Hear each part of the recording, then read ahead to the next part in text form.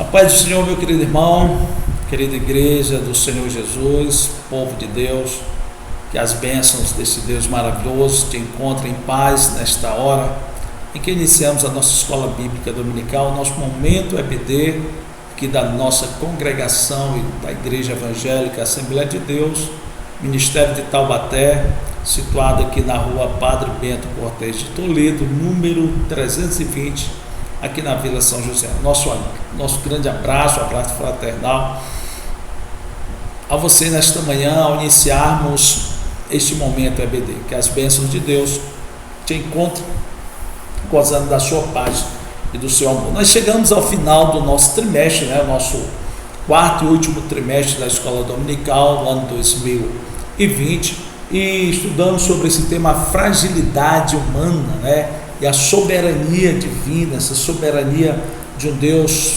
tremendo, de um Deus maravilhoso, e falando sobre o sofrimento e a restauração de Jó. Estudamos aí o Jó tendo a sua vida tranquila, vimos Satanás se apresentando, estudamos ele se apresentando diante de Deus, vimos Deus permitindo na sua soberania que Satanás tocasse nos bens, tocasse na família, na saúde de Jó. Acompanhamos Jó ao longo deste livro, ao longo desse trimestre, sendo acusado das mais variadas formas por aqueles que se diziam seus amigos, por aqueles que se diziam seus amigos. Chega o Elifaz e diz que só os pecadores sofrem, essa era a teologia, o ensinamento de Elifaz. Chega a Bildade e diz, olha, se há sofrimento, há pecado oculto, Chega o Zofar e diz que o justo, ele não passa por tribulação. Então esses ensinamentos, essas acusações, essas falsas doutrinas, Jó ele suportou ao longo de todo o seu livro, o livro que leva o seu nome, ao longo de todo o seu sofrimento. Chega Eliú, que era o mais novo de todos, e começa a trazer uma teologia de uma correção divina, embora ele fale muito de um Deus que é justo, isso é verdadeiro, mas você esquece da misericórdia de Deus, desse amor que vai além do nosso entendimento, além daquilo que é a nossa razão. Mas enfim, e aí Deus ele chega a um ponto em que ele vem para conversar com Jó, porque Jó estava começando a perder aquela intimidade, aquela comunhão que tinha com Deus. Jó estava começando a deixar o orgulho entrar no seu coração e a dizer, eu não sou digno desse sofrimento, Deus ele está errado, era mais ou menos isso. Então Deus ele aparece a Jó, ele conversa com Jó, ele dialoga com Jó, ele mostra para Jó as razões, ele chama a Jó para conversar, para poder explicar o que Jó não tinha explicação, que nós como seres humanos, nós não podemos explicar. Quem é que pode explicar o amor de Deus? Nenhum ser humano. Por isso que muitas pessoas não aceitam, por isso que a Bíblia diz que ele pega as coisas loucas deste mundo, Deus pega as coisas loucas deste mundo para confundir as sábias.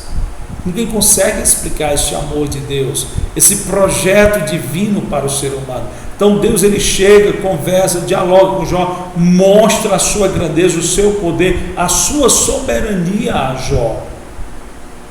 Deus conversa, dialoga com este homem, com o homem de Ur, com aquele camarada que estava passando toda essa dificuldade, e Deus agora traz ele a razão das coisas, que Deus é soberano em tudo aquilo que ele faz, operando eu, diz o Senhor, quem impedirá? Ninguém. Nós não podemos questionar Deus, o que nós podemos é conversar, é dialogar, é perguntar ao Senhor, mas o porquê, a resposta ele vai nos dar se ele quiser ou não, do jeito que ele quer e não do jeito que eu quero. Então é isso que nós precisamos entender, e parece que Jó não entendia isso ainda. Então Deus chama ele para conversar, para dialogar, para mostrar a ele que Deus ele é soberano em tudo aquilo que ele faz, em tudo aquilo que ele realiza,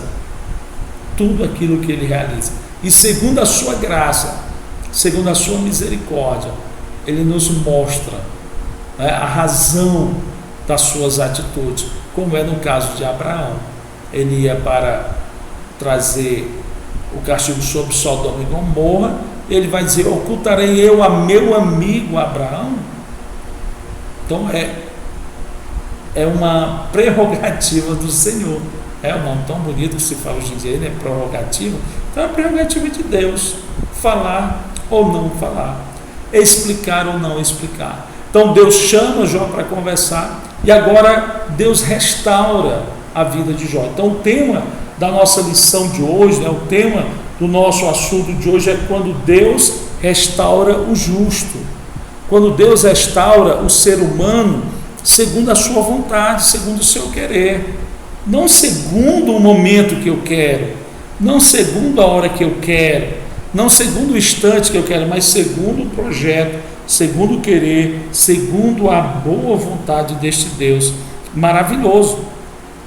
Porque o certo é que Deus sempre nos atende nas nossas orações.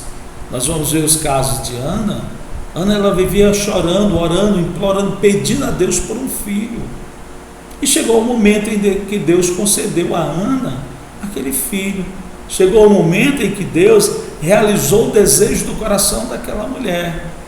Mas precisamos entender que aquilo que Deus faz na nossa vida não é para nós nos vangloriarmos, não é para nós nos exaltarmos, como a gente vê em muitos casos hoje em dia. Não, é para Deus ser glorificado, é para Deus ser exaltado. E Ana, ela entendia tanto isso que ela disse: olha, o Senhor me deu e eu trouxe aqui para o Senhor, vai ser criado na casa de Deus, o filho que ela tanto amava. Ela mostrou que o seu amor pelo seu filho era grande, mas não maior do que o amor dela para com Deus. E é isso que nós precisamos entender nos dias de hoje. O nosso amor a Deus, ele deve estar acima de tudo e de todas as coisas na face da terra, acima de tudo aquilo que a nossa mão puder alcançar. O nosso amor a Deus, a nossa devoção, a nossa serviência a Deus deve estar acima de todas estas coisas, porque Ele é um Deus soberano, Ele é um Deus maravilhoso, né? E Ele nos ama de uma maneira incomparável. Foi Ele quem nos amou primeiro, né? Foi Ele quem nos amou primeiro. Nosso texto áureo vai dizer aqui, olha: e o Senhor virou o cativeiro de Jó quando orava pelos seus amigos. E o Senhor acrescentou a Jó outro tanto em dobro a tudo quanto dantes possuía. O Senhor acrescentou em dobro, mas para isso ele teve que primeiro orar pelos seus amigos, né? Jó teve que orar, teve que mostrar submissão a Deus, à vontade de Deus, ao querer de Deus. Ele não questionou o Senhor, foi lá e orou, abençoou. E é isso que nós temos que fazer, né? Esse é um exemplo que nós temos que seguir a cada dia da vida de Jó, sem mágoas, sem ressentimentos, sem discordâncias, sem disputas, né? Sem brigas, sem porfias dentro da obra de Deus, dentro da casa de Deus, porque servimos a Deus, é a Ele que nós servimos, é a Ele que nós exaltamos, é Ele que é o Senhor, é Ele que é o Deus poderoso, é Ele que é o Deus glorioso, é Ele Deus que nos criou e nos formou conforme a sua vontade, conforme o seu querer. A verdade prática diz que a restauração do ser humano acontece em razão do amor e da misericórdia de Deus, e não como consequência do esforço pessoal, piedade ou atos de bondade. Não é porque eu nunca briguei, eu nunca matei, eu nunca roubei, que agora Deus, ele é obrigado a me abençoar. Deus é obrigado a me ajudar. Não é porque eu estou sempre presente nos trabalhos na igreja que agora Deus, ele tem por obrigação responder a minha oração do jeito que eu quero. Não. Como diz aqui o nosso comentarista, é em razão do amor e da misericórdia de Deus. Porque o que fizemos de bom para merecer o amor de Deus? O que fizemos de bom para recebermos a atenção desse Deus maravilhoso, desse Deus poderoso? Não fizemos nada de bom. Não havia em nós nenhuma coisa boa, algo bom, atitude boa para que chamasse a atenção de Deus. A Bíblia diz que procurou-se um justo na terra e não se achou um só. Então aquilo que fazemos já em gratidão a esse Deus que Ele tem, por tudo que Ele tem feito por nós. Aquilo que Ele faz por nós, Ele faz por amor, Ele faz por misericórdia, porque Ele conhece a nossa estrutura, Ele sabe até onde podemos ir. Sabe por que Ele restaura tudo a Jó novamente? Porque Ele conhecia a estrutura de Jó. Ele sabia que Jó não ia se deixar levar por aqueles bens materiais. Ele sabia que Jó não deixaria aqueles bens adentrarem dentro do seu coração e esquecer de adorar a Deus. Diferente de Acã. Lembra lá de Acã? Acã vai na terra prometida, entra, primeira cidade de Jericó. Deus diz: olha, não peguem nada dessa cidade. Aí o Acã diz que vai passando, aí vê uma cunha de ouro, uma bonita capa babilônica, e de repente ele deixa aquilo entrar no seu coração e esquece de tudo aquilo que Deus tinha feito por ele. Vai, esconde, peca contra Deus, contra a ordenança do Senhor. Então tudo que nós recebemos de Deus, nós recebemos por amor, recebemos por misericórdia, porque Ele é um Deus maravilhoso, Ele é um Deus misericordioso. É um Deus que é justo, sim. É um Deus que cobra, exige de nós santidade, sim. Mas é um Deus misericordioso. É um Deus que nos chama para prestar conta, sim. Mas é um Deus que é misericordioso. É um Deus que a cada dia derrama sobre nós a sua graça, esse favor imerecido. Nada fizemos de bom para que Ele nos amasse, mas Ele nos amou. Vivíamos no pecado, vivíamos distanciados dEle, mas Ele amou. Então precisamos entender que tudo aquilo que somos, que temos, que possuímos, é devido à graça, é devido ao amor, é devido à misericórdia de Deus sobre as nossas vidas, sobre o nosso andar, sobre o nosso caminhar. E parece que Jó ele entendia isso. Parece que Jó ele compreendia esse propósito, esse projeto de Deus, né? Ele entendia ao ponto de ter a sua vida restaurada novamente, em dobro de tudo quanto antes ele possuía. Amém? Nós vamos agora para a nossa introdução da nossa lição, onde o comentarista ele vai nos dizer assim: nesta última lição trataremos sobre a restauração de Jó. Veremos que a restauração se dá quando ele se humilha diante de Deus e intercede por seus amigos. Constataremos também que o testemunho de Deus sobre Jó provou ser verdadeiro e seus amigos tiveram de se retratar. Durante toda a provação, ele se manteve íntegro e não lhe foi atribuída impiedade alguma. Pelo contrário, o Senhor o restaurou de forma grandiosa. De forma grandiosa. Então nós vamos ver que Jó, ele se humilha diante de Deus e intercede por seus amigos. Aqueles amigos que o acusavam sem causa, aqueles amigos que apontavam para ele sem causa, sem realmente ter algo para mostrar a Jó que ele estava errado. Eram apenas palavras jogadas ao vento, eram apenas acusações dos seus corações, mas que na realidade não tinham fundamento, mas que na realidade não tinha estrutura nenhuma para acusar o homem de Deus, o servo do Senhor. Palavras jogadas ao vento, mas que na hora da dificuldade, quem está recebendo essas palavras machuca, dói, fere, porque, como diz aqui o livro, eram os amigos. Eram os amigos. Né? Então Jó, ele tem a sua vida restaurada quando ele se humilha diante de Deus, quando ele reconhece a soberania do Senhor, quando ele reconhece que Deus é soberano em todas as suas decisões, em tudo aquilo que ele faz ou que ele deixa de fazer. Ele é soberano, né?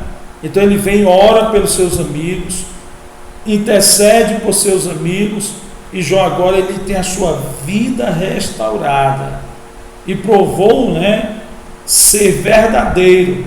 O testemunho de Deus sobre Jó provou ser verdadeiro, e seus amigos tiveram de se retratar, porque Jó, ele vai deixar o orgulho entrar no coração dele, mas lá no finalzinho do livro, diante de tanta acusação, diante de tanta luta, mas quando Deus fala no início lá, Jó, ele era um homem temente a Deus. O testemunho de Deus sobre Jó era real, e apesar de tanta perca, ele continuou servindo a Deus, ele continuou adorando a Deus. Será que nós seremos como Jó? Que Deus nos abençoe, que Deus nos ajude, que Ele não nos permita, né, passar por essa prova, por essa dificuldade. Mas será que nós seremos igual a Jó?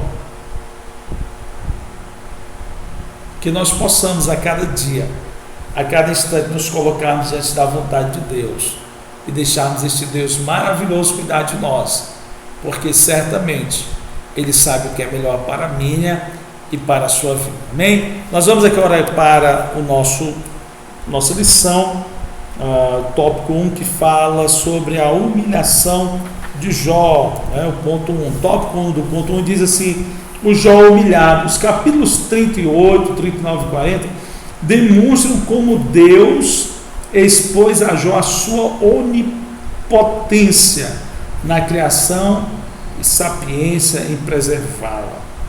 Jó se convenceu de que seus próprios questionamentos eram injustos. Se apenas uma das criaturas de Deus era capaz de pôr terror em Jó, como se comportaria ele diante do Criador dessas criaturas? Então Deus, ele chama Jó para conversar. Deus, ele chama Jó para dialogar, né? E aí Deus começa a mostrar a Jó a sua onipotência na criação e sapiência em preservá-la, a natureza criada, o poder de Deus, a exuberância da natureza formada e que estava diante dos olhos de Jó, e que Jó não conseguia dizer nada, não sabia de onde vinha, como tinha crescido, como tinha nascido, como tinha se formado, não sabia nada ou quase nada da existência das coisas da terra, e muito menos daquelas que estavam além da terra, que estavam no universo, né, como os planetas, girando ao redor do Sol, o Sol parado, o Sol estático, né, o Sol sem se mexer. Então Jó não sabia. Então Deus, ele revela a sua onipotência na criação e na sua sabedoria em preservá-la, em cuidar dela. Jó se convenceu de seus questionamentos eram injustos, irmãos. Às vezes eu fico preocupado, porque tem pessoas que dizem: não, eu vou colocar Deus contra a parede. Quem somos nós, irmãos? Quem sou eu para poder querer colocar Deus contra a parede? Às vezes não entendemos os desígnios de Deus, sim. Às vezes não compreendemos os propósitos e os projetos de Deus, sim. Somos seres humanos, mas vamos buscar a Deus, vamos orar a Deus, vamos perguntar a Deus, vamos pedir a Deus uma direção, uma orientação. O que nós jamais podemos, irmão, é ir de encontro àquilo que está acontecendo, de encontro aos desígnios de Deus para a nossa vida. As situações difíceis que passamos, sim, não estou dizendo que você tem que se conformar, mas tem que aceitar as situações adversas da vida, aceitar os problemas que muitas vezes batem a porta da nossa casa, da nossa existência, e que nós não sabemos o porquê. e que nós não entendemos o porquê. Aceitar, sim, mas não se conformar e orar, aí é outra história, e buscar a Deus, e se colocar na presença do Senhor, e se colocar debaixo da potente mão de Deus. Então nós precisamos aceitar as coisas que muitas vezes não entendemos. Esse ano não entendemos o coronavírus, não entendemos essa doença que bateu forte nos nossos lares, que impactou nossas famílias, que trouxe ansiedade, que trouxe depressão, que trouxe aflição, que trouxe incertezas, que trouxe choro para os nossos lares. Não aceitamos. Precisamos aceitar, está aí. Não adianta a gente querer ir contra. Amém, Senhor, o coronavírus está aí, mas vamos orar a Deus, não vamos nos conformar, vamos buscar ao Senhor, vamos buscar uma direção, porque certamente, o Deus que nós servimos, Ele tem seus caminhos no meio das tribulações, no meio das dificuldades. Os discípulos estavam no meio do mar, Jesus não estava no barco, mas diz a Bíblia que Ele vem andando por cima do mar. Deus sempre nos surpreende, Deus sempre nos surpreende. Os nossos questionamentos, os nossos porquês diante do Senhor, diante das adversidades que batem na nossa porta, são justos para com Deus, são justos para com o Senhor. Que nós possamos a cada dia nos colocarmos no nosso lugar e aceitarmos a cada instante a condição de servos, entendermos que não somos senhores, somos servos. Nós somos servos de um Deus maravilhoso, e somos servos por opção. Somos servos porque temos o livre-arbítrio. Somos servos porque escolhemos ser servos. Então vamos nos colocar na posição de servos. Orar a Deus, buscar a Deus. Bateu o desemprego, aceite, não se conforme, aceite, vamos orar. Bateu a enfermidade, aceite, não se conforme, aceite, vamos orar. Já falei algumas vezes sobre a enfermidade do meu pai, que descobriu a enfermidade no cérebro meados de março, quando foi julho estava sendo sepultado. Aceitar e buscar em Deus a força, a condição para vencer, para ultrapassar. Eu não sei qual a luta que você está passando, eu não sei qual a dificuldade que você está vivenciando, mas aceite, não se conforme, aceite, assim como Jó. Jó, ele aceitou, ele vai dizer: Deus o deu, Deus o tomou, bendito seja o nome do Senhor. Vamos orar a Deus, vamos buscar a Deus. Se apenas uma das criaturas de Deus era capaz de impor terror em Jó, como se comportaria ele diante do Criador dessas criaturas? Jó tinha medo lá dos animais, do crocodilo, do hipopótamo, a quem ele chama de Behemoth e de Leviatã, Ele tinha medo. E como é que ele tinha medo desses animais e não tinha medo do Deus que o criou, que criou aqueles animais? A quem aqueles animais obedecem?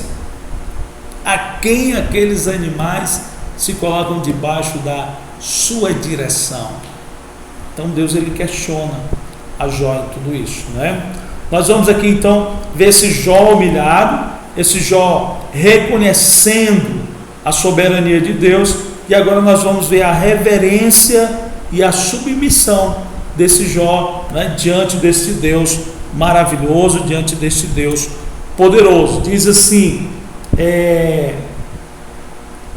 diante da assombrosa visão da criação de Deus, Jó agora exclama: bem sei eu que tudo podes. Ele percebe que tudo que aconteceu em sua vida tinha um desígnio divino, e portanto era tolice discutir ou questionar com a sapiência divina. Por isso falei do que não entendia de Jó, Por isso falei do que não entendia.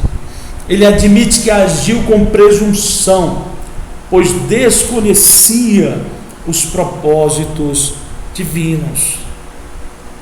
Aqui está a diferença desse homem, chamado Jó. ele se humilha na presença de Deus, ele se apresenta diante do Senhor com reverência e submissão, ele reconhece essa autoridade divina, depois de Deus falar com ele, depois de Deus mostrar para Jó, né, aquilo que ele estava passando. Jó exclama: bem sei que tudo podes, e nenhum dos teus pensamentos pode ser impedido, irmão. Nenhum dos pensamentos desse Deus maravilhoso pode ser impedido, pode ser parado.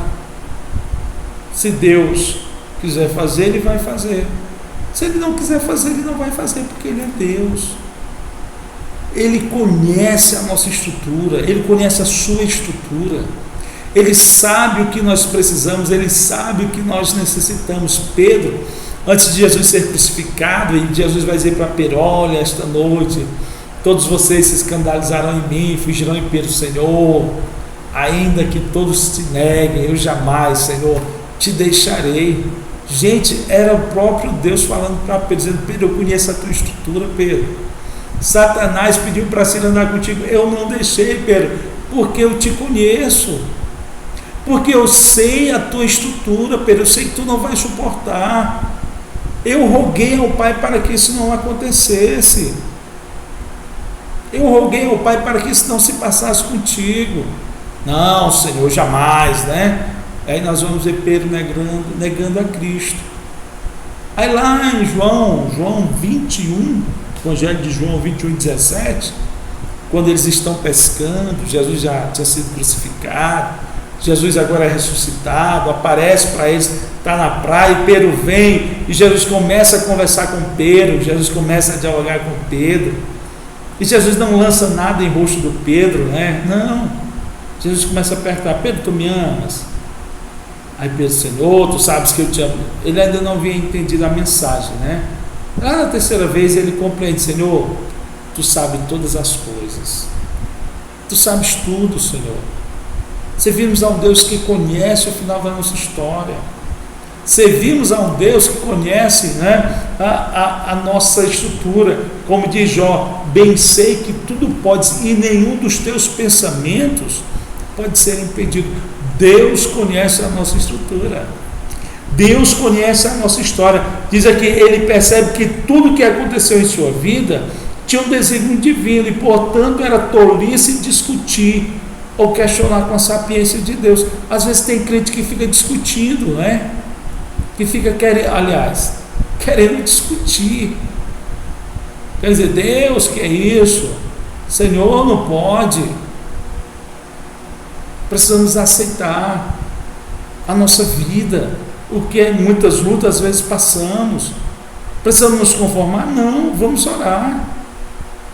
José, ainda moço, ele foi vendido como escravo, foi para a casa de Potifar, foi acusado de sedução. Os irmãos conhecem muito bem a história. E aí foi para a prisão. Lá ele revela os sonhos do copeiro, do padeiro. Ambos se esquecem dele. Anos depois, aí vem José, interpreta o sonho do faraó.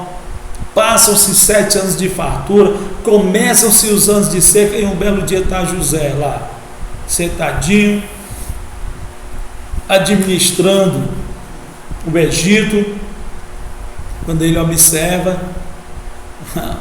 10 camaradas andando, ele olha, eram os irmãos dele. José faz toda aquela trama para que ficasse para que eles voltassem novamente. José pergunta pelo seu pai, pergunta pelo seu irmão, eles voltam novamente para pegar mais comida. José faz uma trama novamente, e aí eles ficam com medo de serem mortos. José faz aquela exclamação maravilhosa, conta realmente toda a história, abre o seu coração. Aí lá em Gênesis 45:5, eu acho muito bonita essa passagem, porque os irmãos ficam com medo, né, de José. Aí José vai dizer assim, 45:4: e disse José a seus irmãos: peço-vos, chegai-vos a mim. Chegaram-se. Então disse ele: eu sou José, vosso irmão, a quem vendestes para o Egito. Agora, pois, não vos entristeçais, nem vos pese aos vossos olhos, por me haver vendido para cá. Porque para a conservação da vida, Deus me enviou diante da vossa face. José, ele entendia o que tinha acontecido. José, ele aceitou a situação, ele não se conformou. Nós vamos ver que ele está na casa de Potifar, mas lá ele servia a Deus. Nós não vamos ver José murmurando, nós não vamos ver José reclamando, não. Ele aceitou a situação, mas continuou servindo a Deus. Ele não se conformou. E quando tudo acontece, ele entende os sonhos que ele teve ainda na sua adolescência. Aí ele vai dizer para seus irmãos: olha só, Deus me enviou diante da vossa face. Irmão, como é bom nós entendermos o projeto de Deus. Como é bom nós entendermos aquilo que Deus tem preparado para nós. Talvez hoje seja o tempo de estarmos no fundo de um poço, né? Talvez hoje seja o tempo de estarmos na casa de Potifar. Talvez hoje é o tempo de nós estarmos na cadeia, né? Interpretando sonhos, sendo esquecido.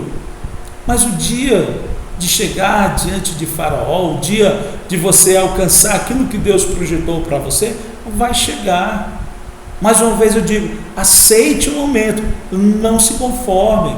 José, ele entendia isso, porque para a conservação da vida, Deus me enviou diante da vossa face. Era entender que não adiantava questionar com Deus, era entender que não adiantava ficar, discutindo ou querendo discutir com o Senhor. Senhor, vem cá, Senhor, que é isso? Não, irmão, quem somos nós para falarmos assim com Deus? José, ele entendia. Aí vai dizer aqui que Jó, ele admite que agiu com presunção, pois desconheceu os sábios propósito divino. Jó, ele entende que ele não conhecia nada de Deus. Tanto é que ele vai dizer: eu te conheci de ouvir falar. Era experiência dos outros, era vivência dos outros, mas agora os meus olhos te veem, agora eu tenho experiência contigo, Senhor. Agora eu conheço a ti, Senhor, porque tu tens te apresentado a mim, tu tens mostrado a tua glória, tu tens mostrado a tua grandeza, Senhor. Jó, ele agiu, pois desconhecia, não sabia os projetos de Deus, o propósito de Deus, e nós precisamos tomar cuidado, porque às vezes estamos agindo sem conhecer os projetos de Deus, e depois ficamos colocando a culpa no Senhor. Senhor, por que isso aconteceu, né? Isaías 55:8 diz assim: olha, porque os meus pensamentos não são os vossos pensamentos, nem os meus caminhos, os vossos caminhos, diz o Senhor. Deus, ele trabalha diferente de nós, irmão. Deus, ele age diferente de nós. Olha só na vida de Moisés. Moisés, ele achou que quando completou 40 anos, agora ele conhecido dentro do Egito, agora era o momento dele mostrar ao seu povo o cuidado que ele tinha com o seu povo. Aí Deus disse: não, Moisés, está errado. Espera aí, Moisés, vai lá para o deserto, vai apacentar ovelha por 40 anos, aí lá eu vou te preparar, Moisés. Aí quando tu estiver preparado, eu te trago para o Egito. Olha só os caminhos de Deus, irmão. No meu pensar, o melhor era pegar aquele Moisés respeitado, filho da filha de Faraó, um homem que era respeitado no Egito, agora que era o momento. Mas Deus disse: não, vai dar errado, não vai dar certo. Vai lá, Moisés, vai aprender um pouquinho o que é cuidar de ovelha, vai sentir o sol escaldante do deserto, vai sentir a noite fria, vai sentir o isolamento, vai sentir a frieza de não ter com quem conversar, Moisés. Aí quando tu estiver pronto, eu me apresento para ti. E assim Deus fez. Humanamente falando, irmão, ou melhor, na minha percepção, ia tudo dar errado. Mas Deus sabe como fazer, Deus sabe como trabalhar, Deus sabe como agir, porque os pensamentos dele não são os nossos pensamentos, nem os caminhos dele são os nossos caminhos, né? Ele vai dizer, porque assim como os céus são mais altos do que a terra, assim são os meus caminhos mais altos do que os vossos caminhos, e os meus pensamentos mais altos do que os vossos pensamentos. Como é que a gente vai discutir com um Deus desse? É se colocar debaixo da vontade dele, é se colocar debaixo do propósito dele, é se colocar debaixo do projeto dele.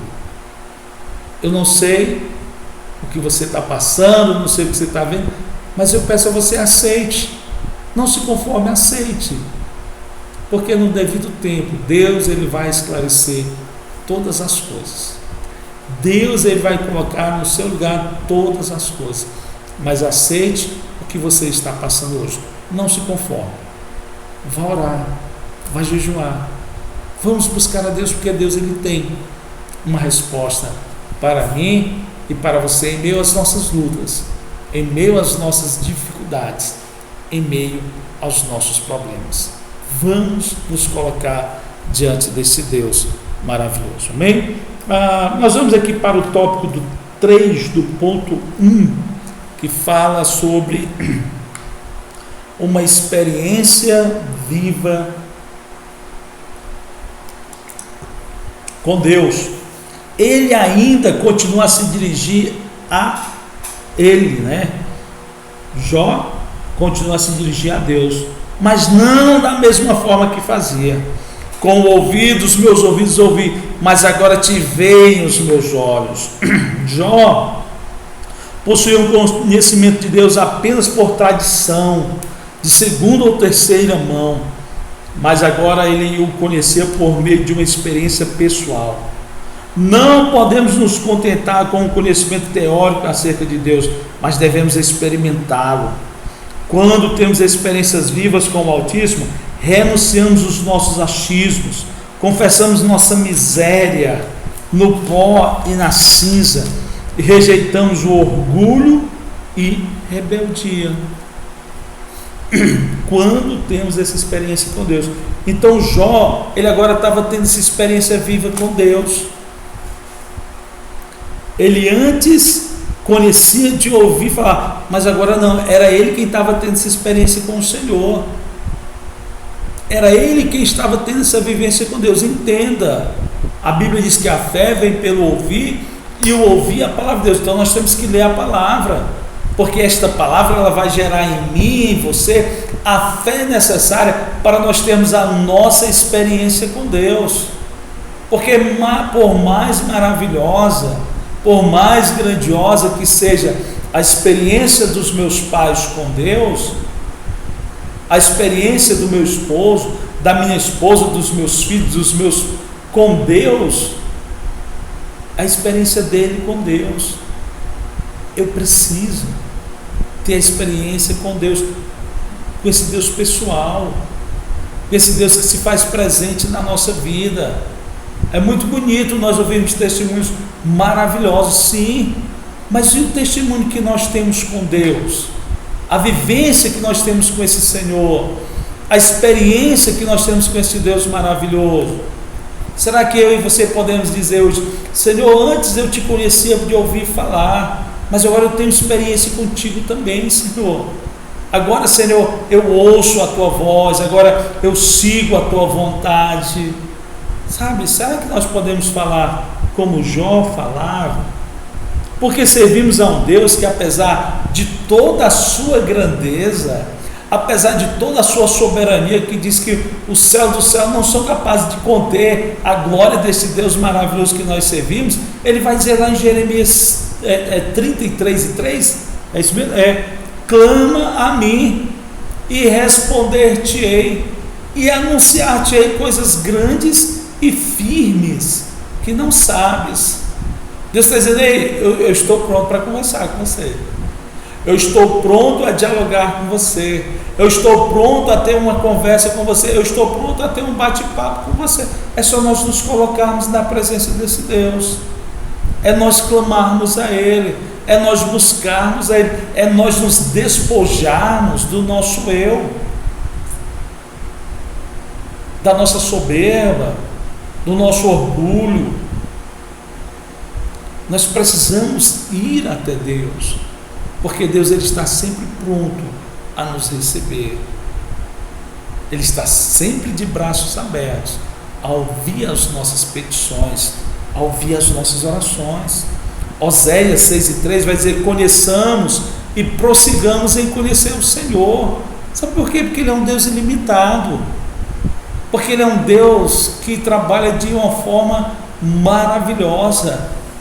Ele não está preso a uma liturgia. Entenda, não é crítica.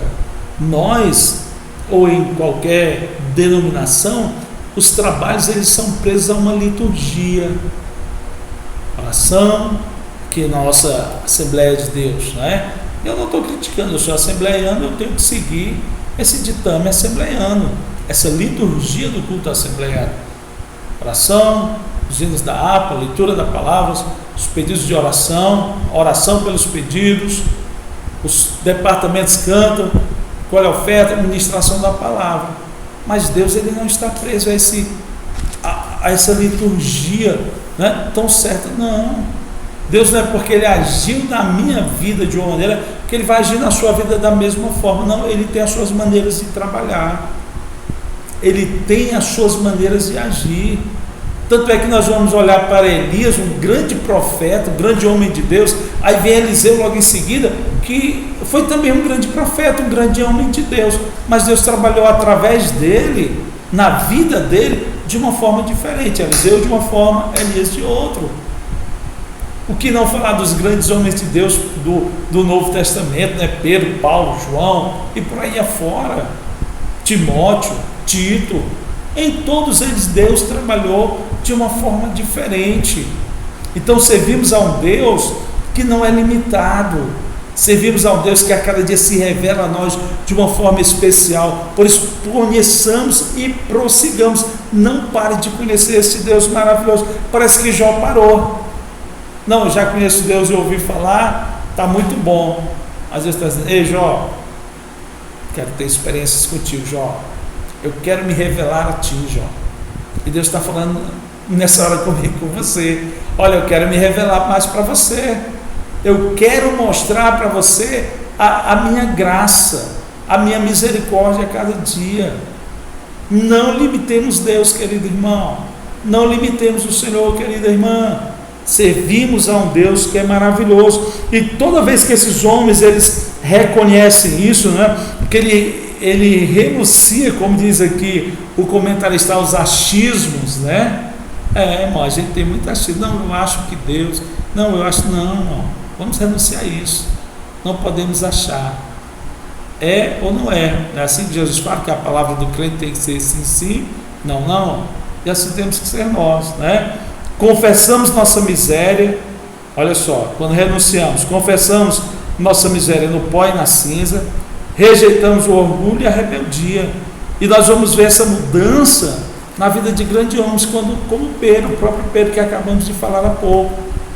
Senhor, tu sabes que eu jamais farei isso. Depois nós vamos ver a história, não a bíblica, mas a história secular, contando os últimos dias de Pedro.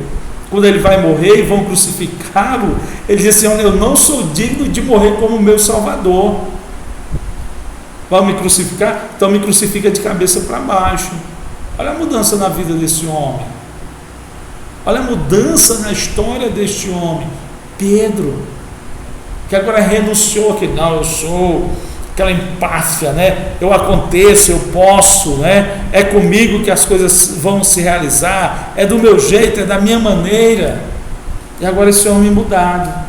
Paulo, o perseguidor, agora é perseguido. Nabucodonosor, o homem que se exalta, não, esta grande Babilônia que eu fiz para a glória do meu nome. Então são pessoas que, quando rejeitaram, saíram de seus achismos e reconheceram a glória de Deus, o poder de Deus, a bênção de Deus, a presença de Deus mudou a sua vida, mudou a sua história, mudou o seu andar. Amém? Nós vamos caminhando aqui que o tempo passa e vamos para o ponto 2, vamos passar aqui rapidinho, que fala sobre a intercessão de Jó, né? A ira de Deus, o Senhor volta-se para ele faz, a minha ira se acendeu contra ti, né? Contra ti e contra os teus 2 amigos, porque não disseste de mim o que era reto, como meu servo Jó. Demonstram que as exposições feitas, né, essas palavras dizem muito sobre o conteúdo teológico do livro de Jó, pois demonstram que as exposições feitas pelos seus amigos não eram todas verdadeiras, pois partiam de premissas falsas, associaram o seu sofrimento a algum pecado cometido. Em outras palavras, ele errou durante o seu sofrimento, mas não por conta de pecados cometidos antes do atual sofrimento. Mas Jó errou durante seu sofrimento, mas não por conta de pecado cometido durante seu atual sofrimento. Então, Deus ele agora se ira contra os, entre aspas, amigos de Jó, porque não falaram, né? Ele diz: a minha ira se acendeu, porque não disseste de mim o que era reto, como o meu servo Jó. Deus dando testemunho de Jó, Deus falando sobre Jó, mas os amigos não falaram o que era reto de Deus, né? Perante Jó. Por isso Deus o chama para conversar, associar o seu sofrimento a algum pecado cometido. Precisamos tomar cuidado, irmãos. Meu Deus, 46 minutos. Precisamos tomar cuidado para não estarmos apontando, julgando os outros, né? Romanos 14:4 diz assim: quem és tu que julga o servo alheio? O servo não é nosso, irmão. A gente tem que parar com essa mania, né? Ou melhor, eu tenho que parar com essa mania. Está passando por problema, é Deus que está cuidando, é Deus que está julgando, né? Está em pecado, errou, e Deus está agora pesando a mão. Não, irmão. Quem somos nós? O servo é nosso? Não, o servo é de Deus. Parece que o Elifaz, o Bildade e o Zofar não entendiam isso, não compreendiam, e infelizmente muitos crentes hoje não entendem isso. O servo não é meu, o servo não é seu, o servo é do Senhor. Se ele está passando luta, se ele está na prova, vamos orar por ele, vamos abençoar a vida dele, vamos estender a mão sobre a vida dele em oração. O restante não cabe a mim, não cabe a você, deixa com Deus. O justo juiz, né? O justo juiz, ele vai trabalhar, o justo juiz, ele vai agir no tempo dele, na hora dele, né? No momento dele. Não é papel meu, não é papel seu, está apontando, né? Porque o próprio Senhor Jesus que vai dizer: com a medida com que medires, também medirão a vós. Então precisamos tomar cuidado. Como é que nós estamos, né? Como é que nós estamos olhando para o que os outros estão passando? O pecado dos amigos de Jó. Como o livro de Jó demonstra, quando dentro dos propósitos de Deus, o sofrimento é uma manifestação de seu amor e graça, e não uma forma de punição. Paulo corrobora esse princípio quando diz que nos foi concedido a graça de padecermos e não apenas de crermos. Nisto os amigos de Jó pecaram, e por isso precisavam da intercessão do homem de Uz. Pecaram porque falaram sem conhecimento, pecaram porque falaram sem ter a real noção do que estavam se passando, pecaram por palavras, porque ficaram acusando um homem injustamente e não falaram de Deus aquilo que era reto, como o próprio Senhor Jesus vai dizer deles. Então precisamos tomar cuidado, irmão, né? Provérbios 17:28 diz que até o tolo, eu gostei muito desse versículo, Provérbios 17:28 diz: até o tolo, quando se cala, será sepultado por sábio. Então tem hora que é melhor a gente ficar calado, tem hora que é melhor a gente ficar quieto. Eu fico preocupado quando eu vejo o crente se exaltando. Oi, irmão, está na luta. Ih, Deus sabe por que não, irmão. É isso mesmo, deixa com Deus, não julga. Vamos ficar calados. Porque até o tolo passa por sábio quando ele fica calado, quando ele não diz nada. Não vamos julgar, né? Não vamos apontar, mas vamos deixar nas mãos desse Deus maravilhoso, que é o nosso Senhor, Senhor meu, Senhor seu e Senhor daquele a quem muitas vezes nós queremos imputar um erro, imputar um pecado. Bom, nós vamos aqui para o tópico 3 do ponto 2, que diz a oração de Jó. Esse episódio mostra que uma teologia errada evidentemente conduz a uma crença igualmente equivocada. O sofrimento do patriarca não veio como uma punição, mas como uma provação. Agora, esse homem outrora acusado de pecador pelos seus amigos, o socorrerá por meio da oração. Olha só, queridos,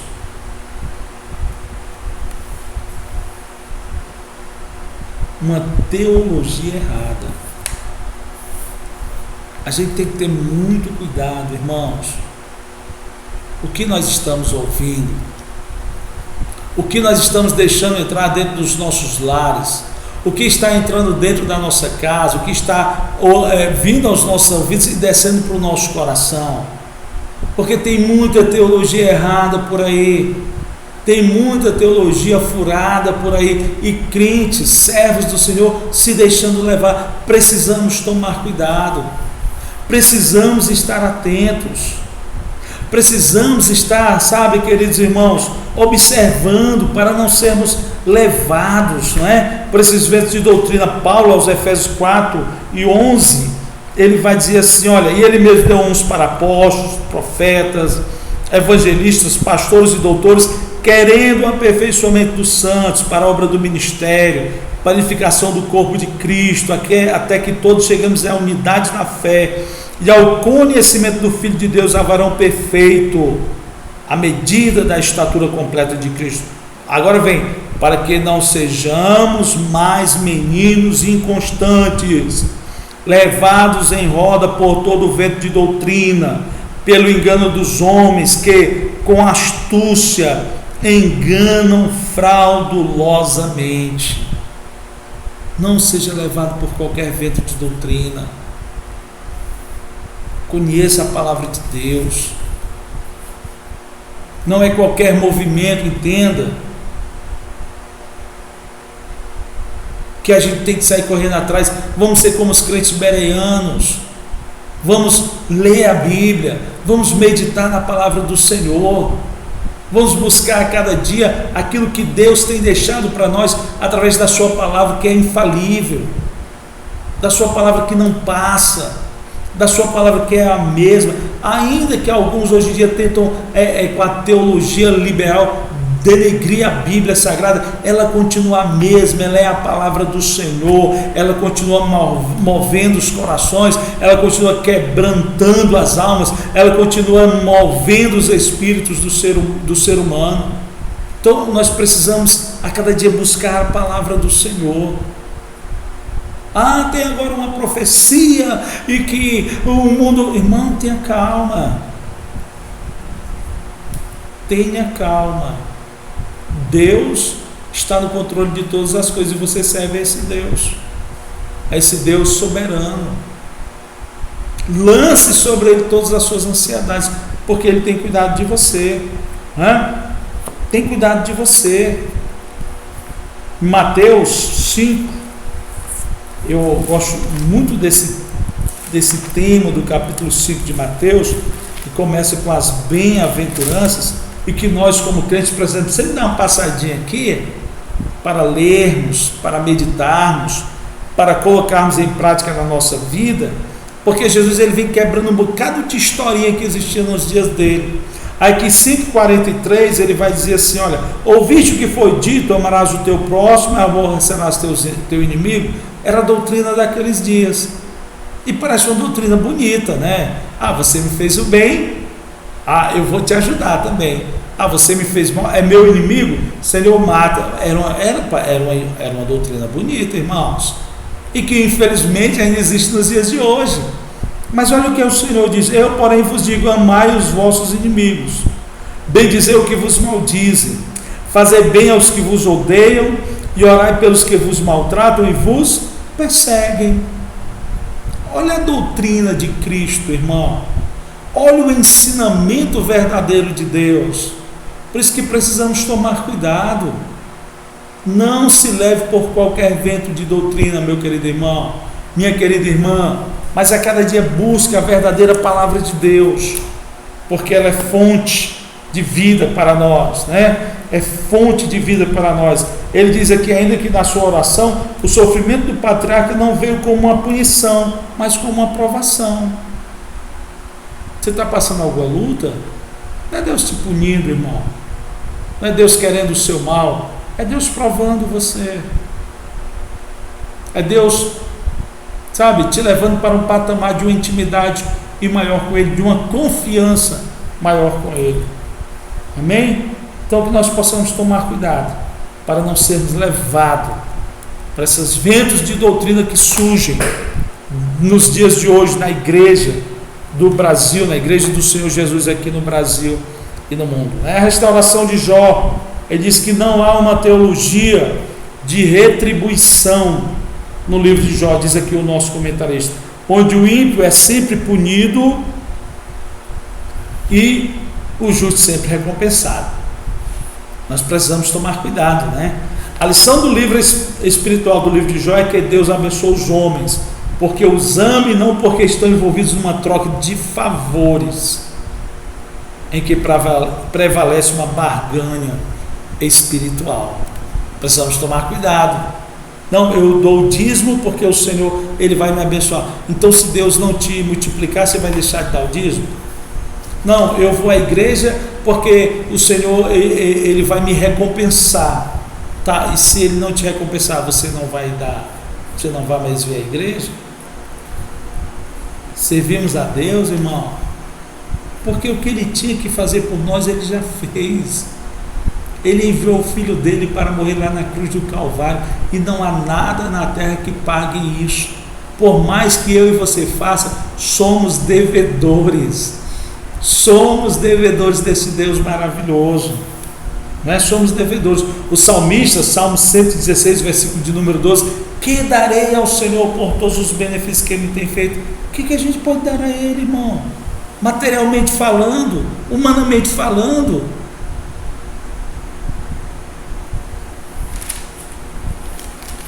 Ele vai dizer: pagarei os meus votos, beberei o cálice da salvação e invocarei o nome do Senhor. Porque é um dever nosso. Nós não estamos fazendo nenhum favor a Deus. Nós não estamos fazendo nenhum favor a Deus. Ele que já fez por mim e por você.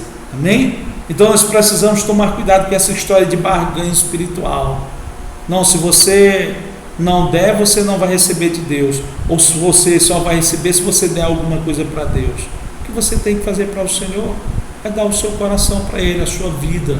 É aceitá-lo como Senhor da sua vida. É isso que nós precisamos fazer, né? Vamos aqui para o tópico 2 do ponto 3, né, e último tópico da nossa lição, que o tempo passou. Fala assim: a restauração social e material. Ele restaura a vida espiritual, moral, social, material, trazendo dignidade ao homem que teve, por meio da graça divina, a imagem de Deus restaurada. Olha só, ele traz, né, a dignidade ao homem.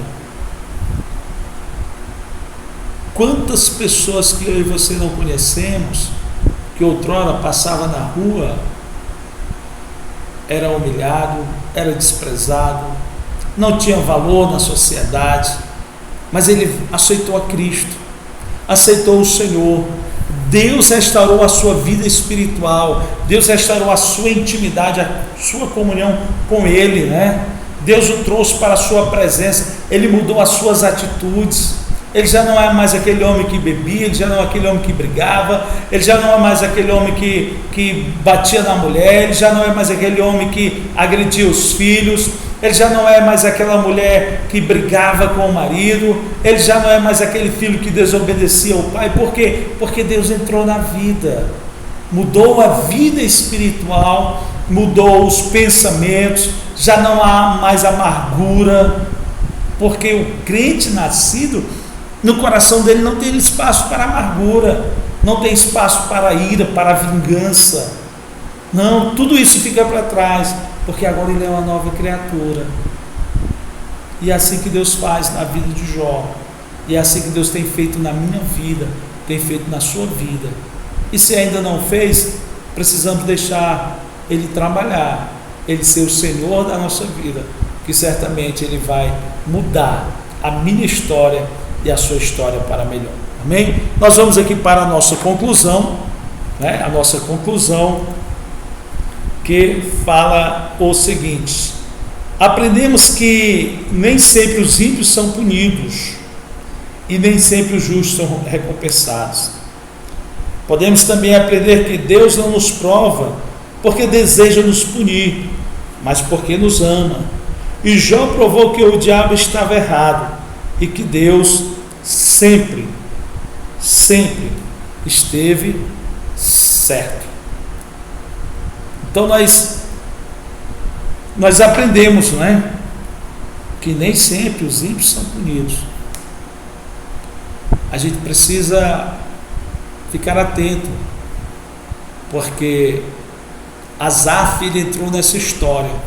Ele achou que porque ele servia a Deus, ele era digno de ter tudo do bom e do melhor. E o ímpio não, ele tinha que ser punido.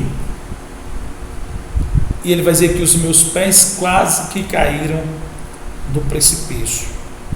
Aprendemos também, guarde isso no seu coração, que quando somos provados por Deus, não é porque Ele quer o nosso fim, é porque Ele quer se tornar mais conhecido a mim e a você.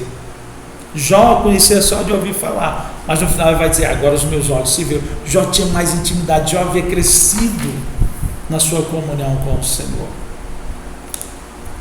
E aí também provou Jó que o diabo estava errado e que Deus esteve sempre certo. Nosso Deus não erra, irmão. O nosso Deus não falha. Ele é sempre esse Deus maravilhoso, esse Deus que a cada dia sabe o que é melhor para mim e para você. Que Deus em Cristo te abençoe com toda sorte de bênção celestial. E deixa aqui para você os nossos desejos de um feliz 2021, repleto das bênçãos de Deus. Um 2021 em que eu e você venhamos a conhecer mais esse Deus maravilhoso. Um 2021 que nós possamos ser mais usados por Deus na sua obra e o nome dele mais exaltado através da minha e da sua vida. Que Deus, nesse ano vindouro, te faça cada dia um servo mais forte para a glória do seu nome, para o louvor do seu nome. Um grande abraço para você na paz e no amor de Cristo.